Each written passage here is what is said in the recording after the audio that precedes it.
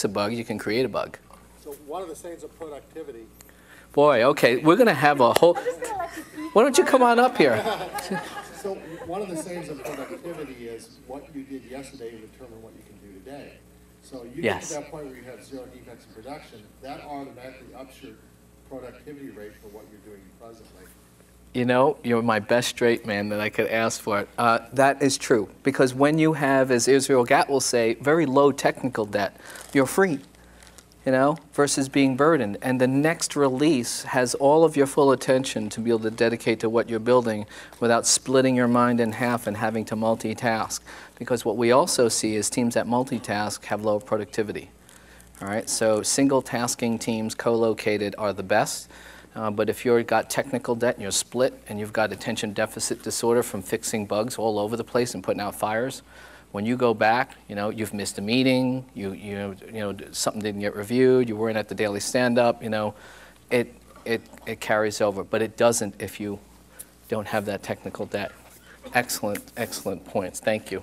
But yes, actually, we are at 1 minute to 1. No! So, yes. Time flies when you're having fun. So maybe one quick question, but do let me remind you, there's only 6 check marks and 2 questions on those eval forms. Please fill those out. We need them. I'll be standing outside to pick them up afterwards. And so there was one more question you pointed over here. Yeah, let's give it to that lucky fella. So I was just looking at how you're measuring what was actually done.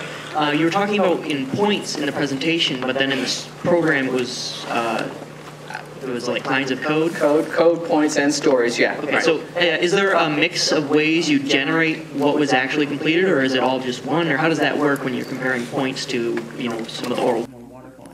Great question. First of all, Agile teams do capture size in a very effective way, like stories, story points, and ultimately software that they added new and are modified in a given release. Although that last piece some people are forgetting to do because everyone's definition of a story and a story point could be different, and then you've got apples and oranges. So the unifying currency is, well, you're building software to satisfy this, and you know, the amount of software that's being actually created to manifest this knowledge is another measure. But I like to have 2, if not 3 different ways of looking at size, and this way you can cross-check.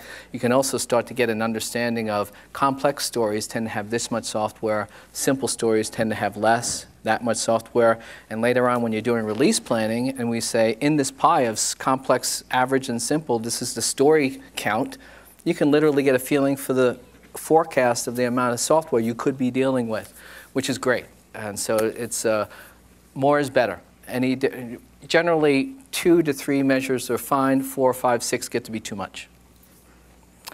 Okay, thank you so much. Again, if you want the PDF of this report, email or drop a card, and we'll get a PDF out to you right away. I am grateful to have been here. I'm humbled by the knowledge in this room, and I'm glad to be part of this group. Thank you very much.